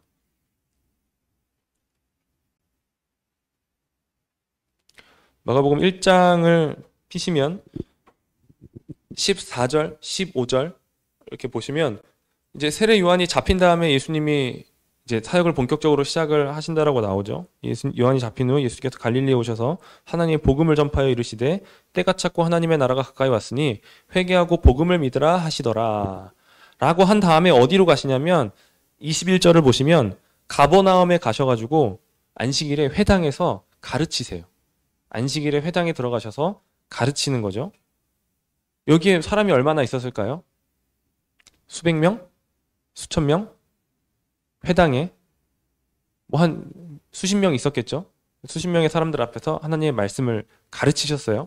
그런데 그 다음에 이 말씀을 가르치신 다음에 귀신 들린 사람이 나오게 되고 예수님께서 어떻게 하셨을까요? 귀신을 쫓아내셨어요. 그러니까 축사 사역을 한 거죠. 귀신을 쫓아내셨어요. 예수께서 25절에 꾸짖어 이르시되 잠잠하고 그 사람에게서 나오라 하시니 그 사람이 귀신으로부터 자유케 된 거죠. 이 소문이 갈릴리에 이렇게 다 퍼진 거예요. 28절에 갈릴리 사방에 이 소문이 퍼진 거죠. 그리고 이어서 병을 고쳐주시는데 베드로의 장모님의 병을 고쳐주어요. 30절, 31절에 나옵니다. 자, 예수님이 귀신을 내쫓으셨어요. 그리고 병도 고치셨어요. 어떻게 됐을까요? 이 소문이 다 퍼진 거죠. 온 동네에. 딱 그러고 나니까 이제 예수님한테 귀신 들린 자, 병든 자가 수도 없이 나온 거예요. 그냥 온 동네 사람들이 아프다, 뭐 귀신 들렸다라고 하는 사람들이 다 이렇게 예수님 앞에 나온 거죠. 예수님이 어떻게 하셨을까요? 예수님이 또 그렇게 나와서 병 고쳐달라고 하는 그 불쌍한 사람들을 그냥 버리고 가지 않으시죠. 병을 막 고쳐요. 귀신을 쫓아내세요. 그렇게 열심히 병 고치고 귀신 쫓아내시는 사역들 열심히 하셨어요. 열심히 하시고 나서 이제 해가 지고 다음 날이 된 거예요. 새벽이 밝기도 전에 예수님이 그냥 홀연히 사라지신 거죠. 아직 많이 고침을 받지 못한 사람들이 많이 있어요. 많이 고쳐주셨지만 고침받지 못한 사람들도 아직 더 많이 있는 거죠.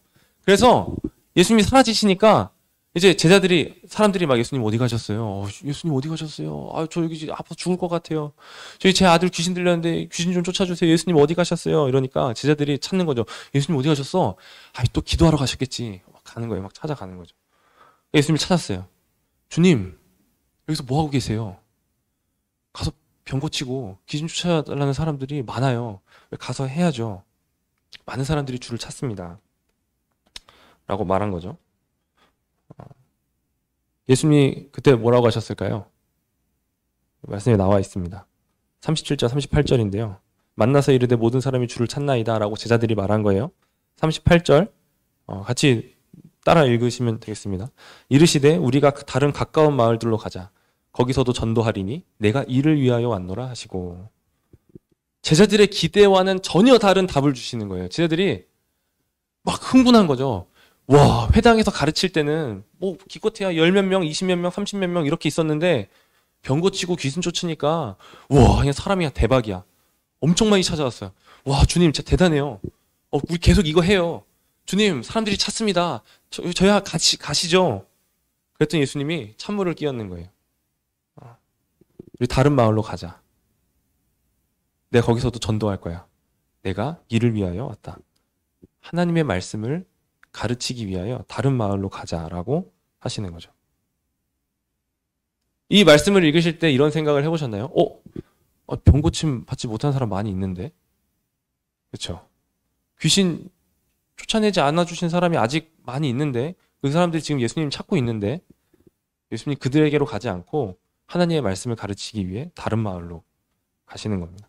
그러니까 예수님의 중심된 사역은 뭐였냐면 말씀을 가르치는 거였어요. 병 고치고 귀신 쫓는 건 그냥 부수적인 일이었어요. 귀신 쫓아내고 병 고쳐서 그 사람이 멀쩡하게 되면 그렇게 되면 좋겠죠. 그렇죠. 제가 만약에 뭐 다리를 못 쓰는 사람이 됐는데 누가 와서 고쳐준대요. 고쳐줘서 얼마나 좋겠어요. 그런데 거기서 끝나면 아무것도 아니에요. 그렇게 다리 멀쩡해져서 살다가 지옥 가게 되면 그냥 하나님의 영원한 형벌을 받게 되면 그게 무슨 의미가 있어요? 하나님의 말씀, 거듭나게 하시는 이 하나님의 말씀을 듣고 거듭나야죠. 죽은 영혼이 살아나야죠. 그래야 의미가 있는 거죠. 그 사람은 다리가 없어도 괜찮은 거예요. 새하늘과 새 땅이 있으니까요. 완전하게 될 하나님의 나라가 있으니까요. 이 세상에서 잠깐 멀쩡하게 되는 것은 우리에게 위로를 주지 못해요. 위로를 주지 못해요. 부자와 나사로의 비유가 있습니다. 부자와 나사로, 거지 나사로의 비유죠.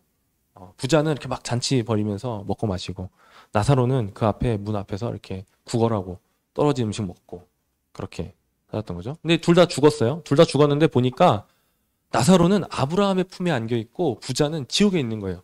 지옥에서 부자가 보니까 와, 저기서 나사로는 그렇게 비참하게 살았던 거지 나사로는 아브라함의 품에 안겨서 이렇게 있는 거죠. 그러니까 이게 이 부자가 그러는 거예요. 누가복음 16장 27, 28절의 말씀인데 아버지여 구하오니 나사로를 내 아버지의 집에 보내소서. 내 형제 5이 있으니 그들에게 증언하게 하여 그들로 이 고통받는 곳에 오지 않게 하소서. 지옥에 죽은 그 부자가 이 아직 죽지 않은 자기 자식들을 걱정하면서 하는 말인 거예요. 아버지요, 아브라함에게 말하는 거죠. 아버지요, 저 나사로를, 당신의 품에 있는 저 나사로를 부활시켜가지고 내 아들들에게 가가지고 이것 좀 얘기 좀 하게 해주세요. 야, 지옥이 있다. 야, 천국이 있다. 진짜 똑바로 살아야 된다. 하나님 섬기며 살아야 된다. 라고 좀 얘기 좀 하게 해주세요. 죽은 사람이 부활해서 제가 죽어봤는데요. 지옥이 있어요. 천국이 있어요. 지옥 갔다 온 사람 많이 있잖아요. 천국 갔다 온 사람 많이 있잖아요. 그렇죠? 그렇게 막 얘기를 하는 거죠. 그럼 여러분 어떻게 되겠어요? 신기하겠죠? 신기한데 그냥 그걸로 끝인 거예요. 그걸로 생명이 주어지지는 않는다라는 거예요. 그걸로 사람이 회심하게 되지는 않는다라는 거예요. 아브라함이 이렇게 말합니다. 그 비유에서 아브라함이 이렇게 말하는 거죠. 누가복음 16장 31절의 말씀인데 이르되 모세와 선지자들에게 듣지 아니하면 비록 죽은 자 가운데서 살아나는 자가 있을지라도 권함을 받지 아니하리라 하였다 하시니라. 모세와 선지자들이 있지 않냐. 그들이 계속 말하고 있는데 그거 안 들으면, 하나님의 말씀을 듣지 않으면 아무리 죽은 사람이 다시 부활해가지고 와서 얘기를 해준다 해도 소용이 없어. 그것은 그들의 귀에 들리지 않아. 모세와 선지자의 말을 들어야 돼. 라고 비유로 말씀하시는 겁니다. 기적, 놀라운 경험, 체험, 심지어 부활하는 어떤 그런 수준의 놀라운 일들조차 사람을 회심시킬 수는 없다라는 거예요. 하나님의 말씀이 아니면 권함을 받지 못하는 거예요. 그 말을 듣지 않는 거죠. 한 영혼이 거듭나고 새로운 생명을 얻어서 그 사람의 죄인됨을 깨닫고 거룩하신 하나님 앞에서 회개하며 오직 예수 그리스도만이 자신을 구원하실 수 있는 유일한 구원자이시다 라는 것을 믿게 되는 것은 다른 것으로 되는 게 아니에요. 오직 하나님의 말씀으로만 가능한 것이죠. 오직 하나님의 말씀으로만 가능한 것입니다. 교회에 필요한 건 하나님의 말씀이면 충분한 거예요. 여러분, 교회의 영광은 다른 것에 있지 않습니다. 건물의 크기나 성도의 수나 어떤 교회 안에 잘 이렇게 체계적으로 이렇게 체계가 잡혀 있는 어떤 그런 시스템이나 규모와 실력이 있는 찬양팀의 유무나 이런 게 아니라는 거예요. 많은 교역자의 수나 어떤 많은 재정이나 이런 것들이 아니라는 것이죠. 그리스도의 영광은 그리스도께 있고 그리스도께서 주시는 하나님의 말씀, 그것의 영광스러움에 있는 것입니다. 아무리 작은 교회일지라도 그 교회의 머리가 그리스도시고 머리 대신 그리스도께서 하나님의 말씀을 주시고 있는 곳이면 거기는 영광스러운 교회인 거예요. 영광스러운 교회는 그런 곳입니다. 말씀은 복음 전도에 충분하다. 라는 것을 말씀을 드렸습니다. 두 번째는 말씀은 성화에 충분하다라는 거예요. 복음 전도에 말씀이 충분하다라는 것에 동의가 되셨나요? 네, 동의가 되셨으면 이제 두 번째로 가는 겁니다. 성화에 충분하다. 오늘날 성화에 대한 오해들이 네, 있죠. 이제 하나님의 말씀은 그리스도인이 되는 첫 번째 단계고, 이제 첫 번째 관문은 통과했고, 이제 그 이후에는 이제 다른 어떤 다른 게 필요해. 이걸 하면 거룩해지고, 어떤 경험을 하면 거룩해지고, 뭐 예를 들어 뭐 성령 세례가 필요하다라거나, 또 하나님의 음성을 듣는 단계가 필요하다라거나 그런 식인 거죠. 여러분, 성령 세례는 우리가 예수님을 믿을 때 우리는 성령으로 세례를 받는 거예요. 성령 세례를 받은 자가 물 세례를 받기에 합당한 것이죠. 그래서 물 세례를 주기 전에 점검하는 거예요. 이 사람에게 믿음이 있는가? 이 사람이 정말 예수 그리스도를 고백하는가? 이 사람이 성령 세례를 받은 자인가? 라는 것을 점검하고 물 세례를 주는 것이죠. 성령 세례라는 어떤 단계가 필요하다. 어떤 하나님의 인도를 받기 위해 음성을 듣는 단계가 필요하다라는 것은 오해라는 거예요. 하나님의 말씀이 아니라 어떤 방법이나 경험은 필요하다라는 것은 오해라는 거죠. 로마서에서 바울이 가르쳐주는 접근법이 있습니다. 그것은 바로 성경이죠. 지금 말씀을 찾지는 않을 건데, 성경을 아는 것, 그리고 우리의 구원을 위해 하나님께서 행하신 일들에 대한 그 가르침을 얻는 것, 이것이 성화를 위한 유일한 수단이라는 거예요. 내가 거룩해지려면 어떻게 해야 되지? 성령 세례가 필요하네. 그거 받으려면 어떻게 해야 돼? 저기 성령 집회 가서 방언받고 예언받고 이래야 돼. 이런 게 아니라 하나님의 말씀이면 충분하다라는 거죠. 하나님의 말씀. 여러분, 우리가 경건한 삶을 사는 비결, 다 그렇게 살고 싶잖아요. 거룩한 삶을 살고 싶으시죠. 경건한 삶을 살고 싶으시죠. 그렇죠? 그리스도인의 합당한 그 삶을 살고 싶으시죠. 비결은요, 하나님께서 나를 위하여 무엇을 해주셨는가, 하나님께서 나를 위하여 어떠한 구원을 베풀어 주셨는가, 그것을 보는 거예요. 그거 보는 거예요. 그거밖에 없어요. 이걸 떠나서 내가 하나님을 위해 뭘 해야 되지? 내가 어떻게 해야지 하나님이 나를 받아주시지? 라고 하면 잘못 가고 있는 거예요. 잘못 가고 있는 거죠. 바울의 성화 방법은, 그러니까 바울이 가르쳐주는 이 방법은 성경적인 교리라는 거예요. 성경적인 것이다라는 거죠. 성경적인 방법이다. 뭐 아무것도 안 하고 그냥 하나님의 말씀만 있으면 되는 거예요? 그런 게 어디 있어요? 라고 하는데, 그게 맞다라는 거예요. 그게 맞다라는 거죠. 그리스도인으로 살기 위해서 우리는 하나님이 우리를 위해 무엇을 하셨는지 알아야 되는 거예요. 그리고 그것을 알 수 있는 유일한 방법은 사색하는 게 아니라 하나님의 말씀을 보는 거죠. 하나님의 말씀을 보는 거예요. 하나님 어떤 체험을 주세요 라고 그렇게 자아를 비우고 무의식으로 들어가서 뭔가 거기서 신접하는, 신인 합의를 하는 어떤 그런 것을, 신비한 체험을 구하는 게 아니라 정신 똑바로 차리고 깨어서 지금 앞에서 목사님이 해주시는 말씀, 주일 말씀을, 설교 말씀을 귀 기울여 듣는 거예요. 하나님이 우리를 위해, 이 죄인을 위해 무엇을 해주셨는가, 어떤 구원의 일들을 해주셨는가, 그것을 보는 것이죠. 그게 유일한 방법이라는 것입니다. 성경을 아는 유일한 방법, 성경을 보는 것이죠.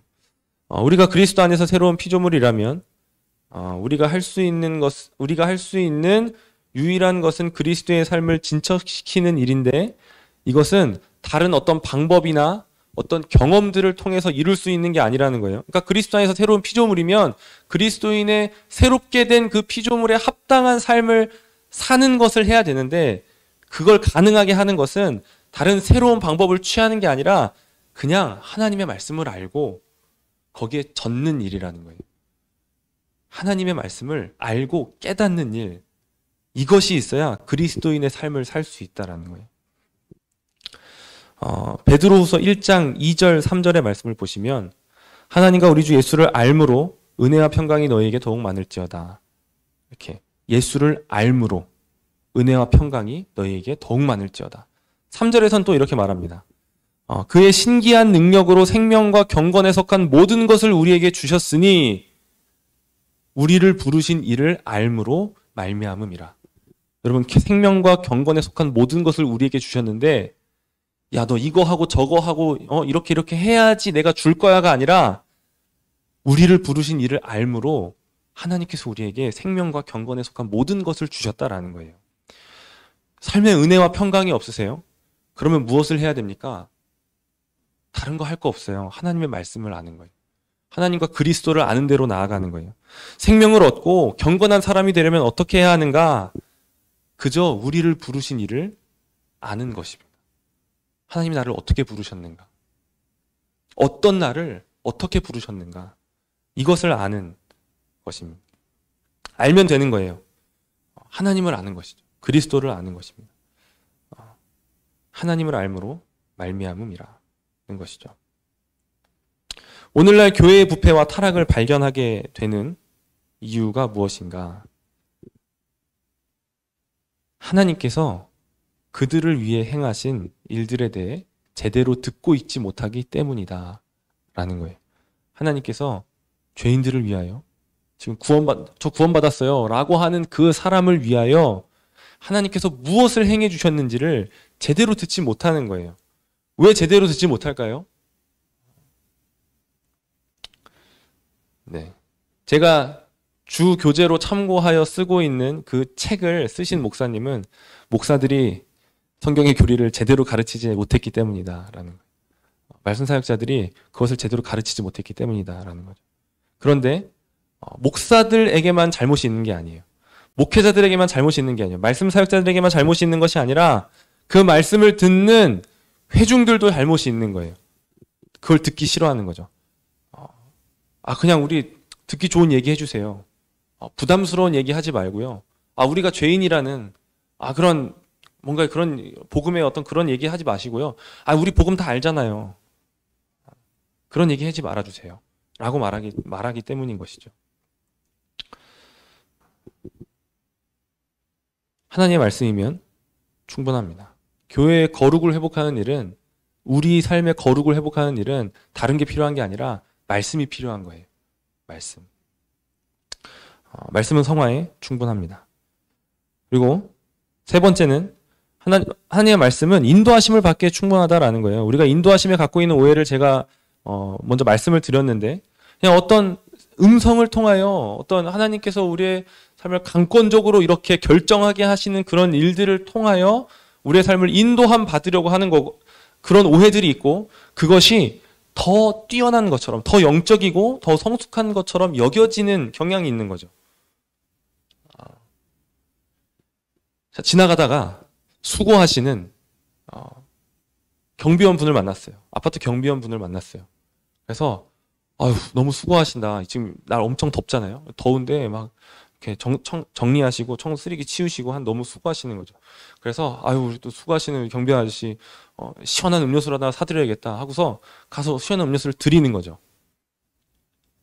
이 사람은 그리스도인이에요. 그리고 또 다른 그리스도인이 지나가다가 똑같이 이 장면을 보는 거예요. 더운 날에 경비원 아저씨가 열심히 수고하여 청소하고 있는 거죠. 그냥 이렇게 지나가다가 그분을 봤는데 그냥 지나가려고 하다가 갑자기 하나님이 말씀해 주시는 거예요. 야, 저 수고하시는 경비원 아저씨를 보고도 그냥 지나가냐? 가서 시원한 음료수 하나 이렇게 사드려라. 그래서 주님, 제가 또 그냥 지나갈 뻔했네요. 얼른 가서 드려야지 하고 가가지고 드리는 거죠. 그리고 경비원 아저씨한테 얘기하는 거죠. 제가 그냥 지나갈 뻔했는데 하나님이 시원한 음료수 사드리라고 저한테 이렇게 마음을 주셨어요. 그래서 드리는 거예요. 예수 믿으세요. 이렇게 하고 가는 거예요. 네, 이 두 가지 중에 무엇이 더 영적으로 성숙해 보이는가? 전자라고 하시면 다행이라고 생각합니다. 전자라고 하셔요.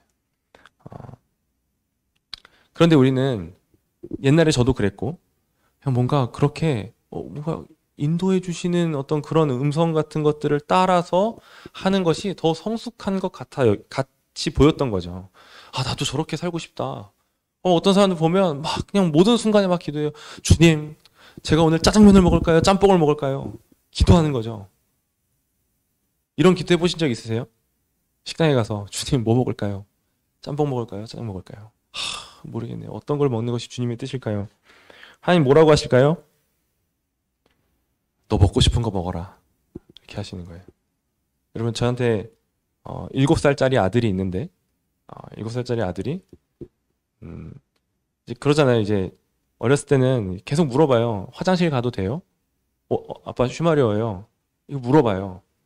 물어보는 거죠. 그래, 가. 근데 이게 지금 7살인데도 아직도 물어봐요. 그러니까 와서 항상 얘기해요. 쉬 마려워요. 이렇게. 응가 마려워요. 이렇게 얘기를 해요. 그러면 가. 그리고 그럴 때마다 제가 계속 하는 얘기가 있어요. 쉬가 마려우면 그냥 화장실 가면 돼. 응가가 마려우면 그냥 가면 돼. 라고 얘기를 해주는 거죠. 뭐 지금은 이제 뭐 7살이고 좀 어리니까 계속 물어볼 수 있다고 쳐요. 그런데 10년이 지났어요. 17살 고등학교 1학년이 됐는데 고등학교 1학년이 되어서도 화장실 가기 전에 저한테 와가지고 아빠, 저 쉬 마려워요. 그래 가. 이게 아닌 거예요. 알아서 가야죠. 그렇죠? 성숙해지면 어렸을 때는 물어봐도 성숙해지면 알아서 가는 거예요. 알아서 가는 거죠. 계속 하나하나마다 생각하지 않고 A, B, C, 보기. 하나님 여기 보기 3개 있습니다. 자, 어떤 거 갈까요? 알려주세요. A 갈까요? B 갈까요? C 갈까요? A로 가다. A가 아니에요. C예요. 이렇게 뭔가 이렇게 선택지 주고 하나님께서 결정해 주세요. 라고 하는 것은 이런 의미에서 오히려 미성숙한 신앙이라고 할 수 있는 것이죠. 미성숙한 신앙이라고 할 수 있는 거죠. 하나님은 성경에 우리에게 필요한 모든 지시를 내려주셨습니다. 모든 지시를 주셨어요. 거기서 모든 것을 물론 하나하나 직접적인 것을 발견할 수는 없어요. 그렇잖아요. 제가 뭐 하는데 직업을 어떤 걸 할까요? 라고 성경 아무리 뒤져도 직업에 대해 나와요? 안 나오잖아요. 그렇죠? 하지만 방향을 준다라는 거예요. 우리를 인도하기에 부족함이 없다라는 것이죠. 막 어느 날 음성을 봐서 하나님이 나를 도둑이 되라고 하셨어. 그런 거 없는 거예요. 그런 거 없는 거죠. 성경에 없는 뭔가를 원하거나 필요하다라고 생각되는 게 있을 때 어떻게 해야 되나요? 그럼 이런 거 직업이나 뭐 이사를 가야 돼. 뭐 이런 거요. 이런 거 어떻게 해요? 성경에 이런 거 직접적으로 나와 있지 않은데 주님, 이 여자가 제게 허락하신 그 여자가 맞습니까? 이 남자가 제게 허락하신 남자가 맞습니까? 어떻게 해야 되나요? 인도하심을 구해야 되는데 인도하심을 구하고 하나님의 말씀에 적법하게 하나님께서 주신 이성을 사용해서 생각하고 결정을 내리는 거예요. 죄가 아니고 하나님께 영광이 되는 결정들이면 어떤 결정이든 괜찮은 거예요. 괜찮은 거죠.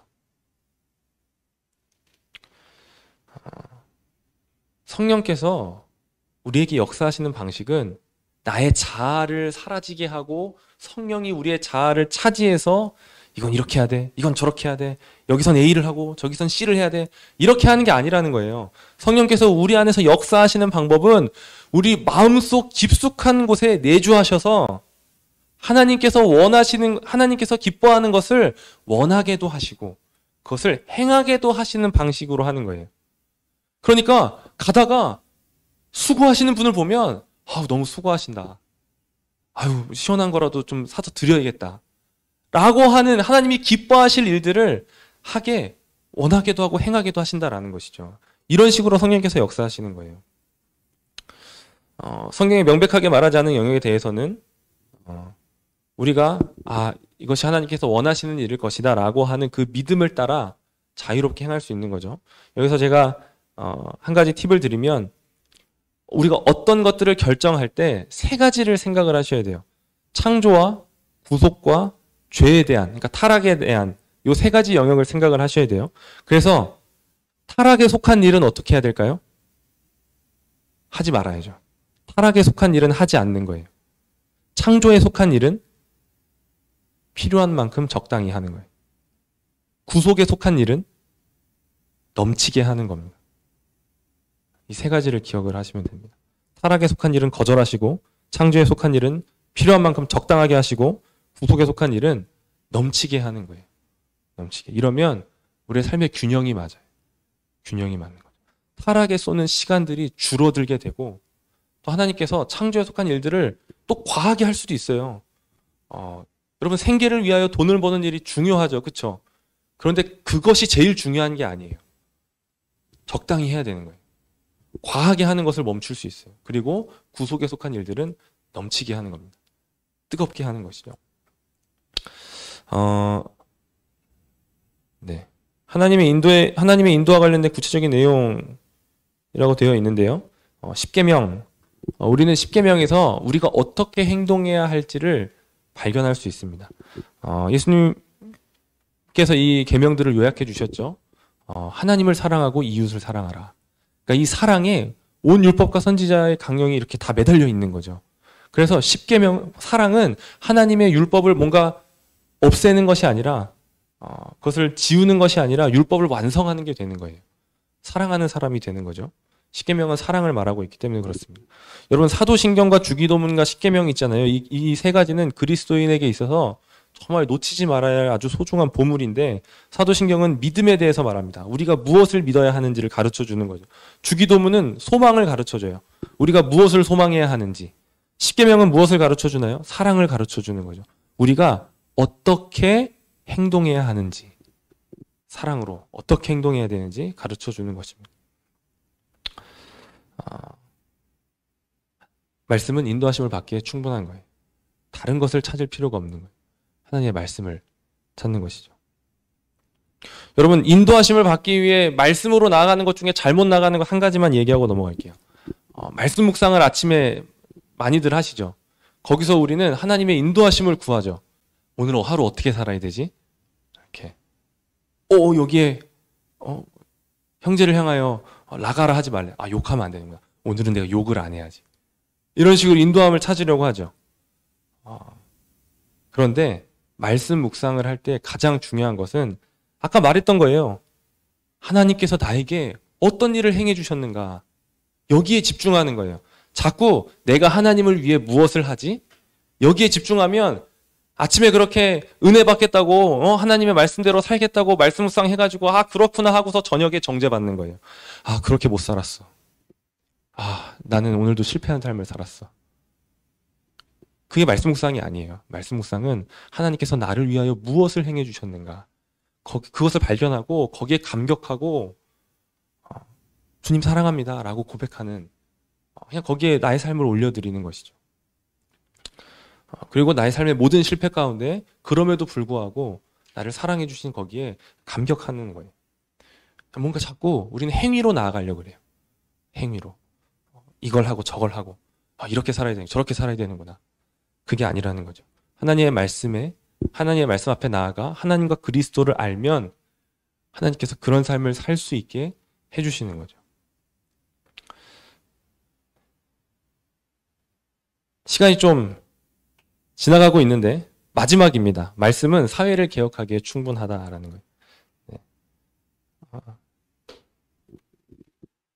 어느 정도 이렇게 될 것이라는 걸 좀 예상을 하긴 했는데 결국 그렇게 되었습니다. 조금만 더 인내해 주시고 말씀은 사회를 개혁하기에 충분하다. 우리는 타락해가는 세상 속에서 세상이 개혁되기를 원하죠. 지금 우리는 보잖아요. 정말 하나님의 말씀과 멀어져 가고 있구나라는 거.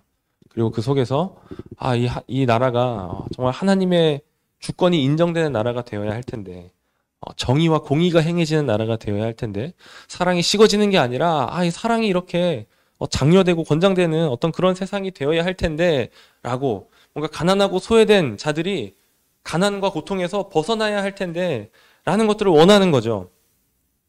이런 일들이 일어나려면 어떻게 해야 하는가? 어떻게 해야 될까요? 여러 가지 정치인들은 여러 가지 정책들을 세우고 법을 만들고, 제가 대통령이 되면 대한민국은 뒤집어질 겁니다. 바뀔 겁니다. 이렇게 선거 때마다 말하죠. 선거를 몇 번을 해보셨는지 모르겠어요. 저도 선거를 제대로 하게 된 지 20대 한 중후반부터 이렇게 선거를 선거답게 했던 것 같은데, 사실 뭐 부모님 세대들을 보거나 하면 정치 때, 그러니까 선거 때마다 항상 그 결과는 잘못된 선택했다라는 거예요. 잘못된 선택했다라는 거죠.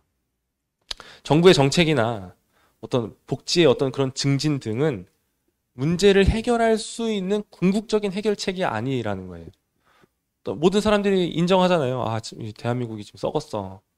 뭔가 지금 못하는 것도 너무 많고 잘못되어 있는 것도 너무 많고 가난한 사람들이 너무 고통받고 집값은 너무 하늘을 찌르고 이런 일들 다 공감하는 거죠. 그런데 정부의 정책이나 복지에 대한 증진, 어떤 이런 여러 가지 정치인들이 내놓는 여러 가지 방법들은 궁극적인 해결책이 되지 못하는 거예요.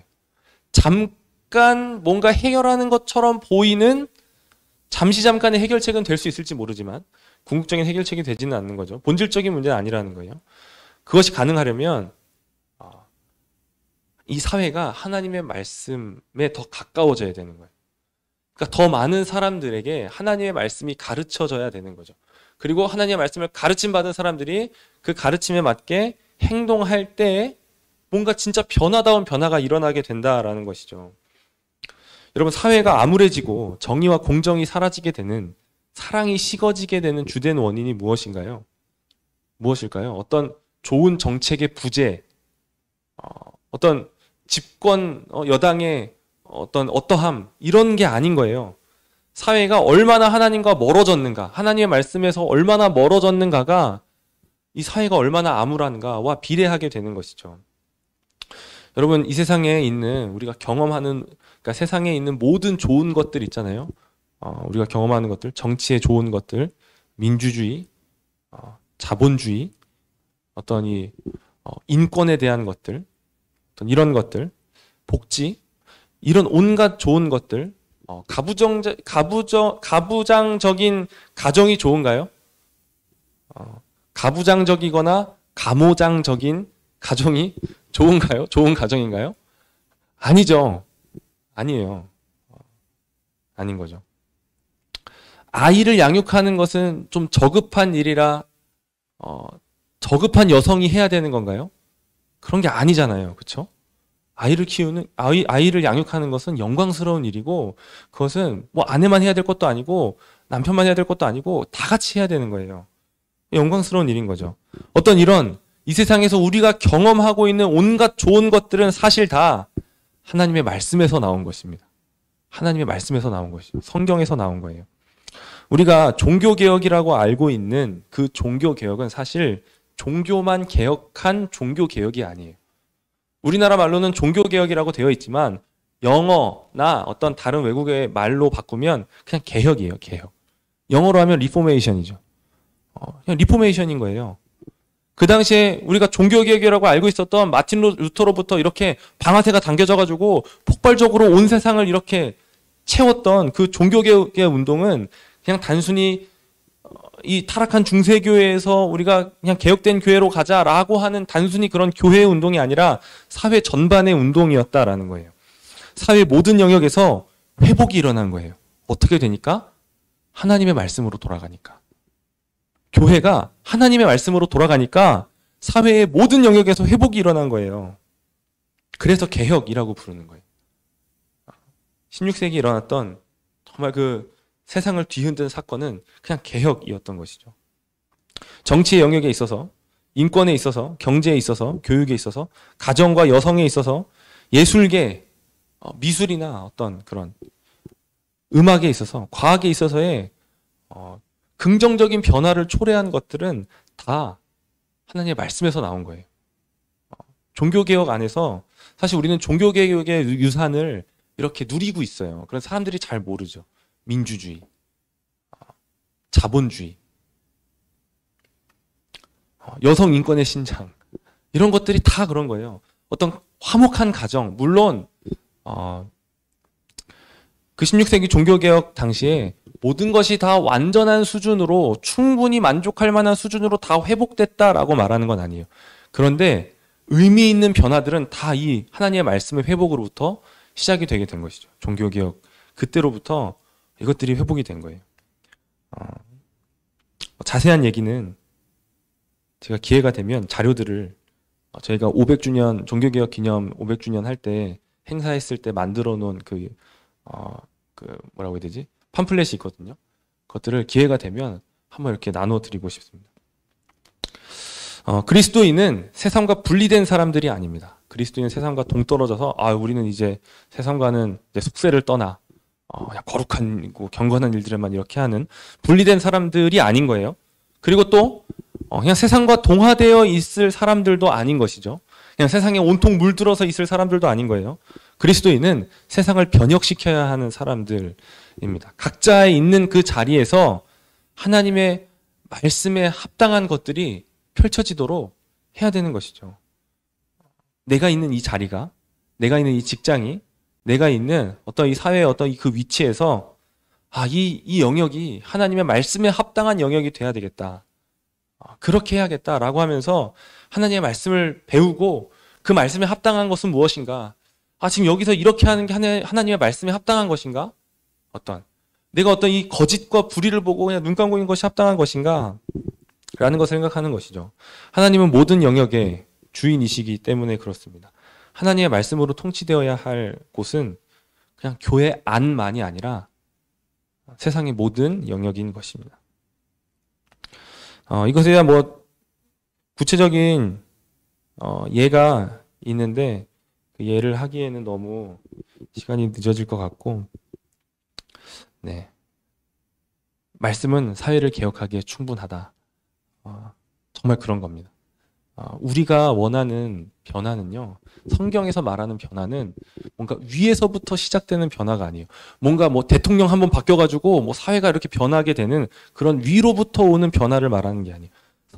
성경에서 말하는 변화는 밑바닥에서 시작하는 변화입니다. 만약에 성경에서 말하는 변화가 위에서부터 시작되는 변화였으면 예수님은 말구유에서 태어나지 않으셨을 거예요. 로마의 그 으리으리한 왕궁에서 태어났을 거예요. 그리고 황제가 되셨겠죠. 내가 예수다. 내가 하나님의 아들이다. 이제 온 세상은 다 기독교다. 이렇게 하셨겠죠. 근데 그렇게 하지 않으신 거예요. 가장 밑바닥에 오셔가지고 그냥 가장 끔찍한 죄인이 처벌받는 십자가에 달려 죽으신 것입니다. 아래로부터 이렇게 위로 올라가는 그 변화가 성경에서 말하는 변화고 예수님이 직접 보이신 변화라는 것이죠. 하나님의 말씀이면 충분합니다. 네, 이제 마치려고 하는데요. 마치려고 합니다. 벌써 9시 15분이네요. 제가 30분에 마치는 걸로 해도 괜찮을까요? 다들 얼굴들이 보이지 않는데 15분만 더 사용을 해주시면 좋을 것 같습니다. 여러분, 하나님의 말씀이면 충분합니까? 충분한가요? 아멘이죠. 아멘. 충분한 겁니다.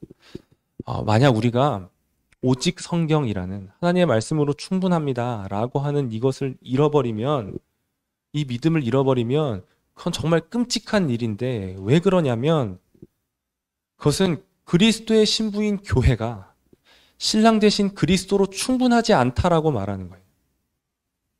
그리스도께서는 교회를 신부로 삼아주셨는데, 창녀와 같은 교회를 신부로 삼아주셨는데, 거룩하게 하시고 깨끗한 옷을 입히고 신부로 삼아주셨는데, 그렇게 순결해야 하는 신부가, 그 교회가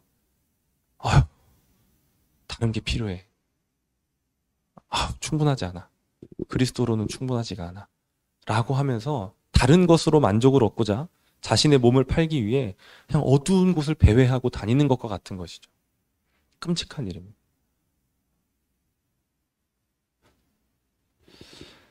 요한복음 1장을 이렇게 시작합니다. 태초에 말씀이 계시니라. 이 말씀이 하나님과 함께 계셨으니 이 말씀은 곧 하나님이시니라.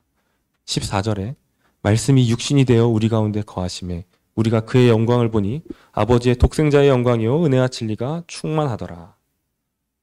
말씀이 육신이 되어 우리 가운데 오신 것입니다. 말씀으로 충분하지 않아요 라고 말한다라면 우리는 지금 그리스도로 충분하지 않다라고 말하는 거예요. 오직 성경을 잃어버리는 것은 그리스도를 잃어버리는 것입니다. 그러면 반대로 오직 성경을 제대로 회복했다라면 어떻게 되어야 하는 겁니까? 오직 성경을 제대로 회복했어요. 그러면 그것에 정말 제대로 회복한 것의 결과는 교회가 그리스도께 더욱 가까이 가는 것이고 그리스도로 만족하고 그리스도면 충분하다라고 고백하는 거예요. 예수님으로 충분합니다. 여기에 다른 것 붙이지 않겠습니다. 내 경험과 내 어떤 행위와 이런 것들을 덧붙이지 않겠습니다. 그냥 예수님으로 충분합니다. 다른 거 필요 없습니다. 라고 고백을 하는 것이죠. 하나님의 말씀으로 충분합니다. 예수님으로 충분한 겁니다. 라고 하는 이 오직 성경의 고백이 우리 마음속 깊숙한 데서부터 간절히 그리고 그냥 이때 잠깐이 아니라 평생에 터져 나오면 정말 좋겠습니다. 찬양하고 또 하겠습니다.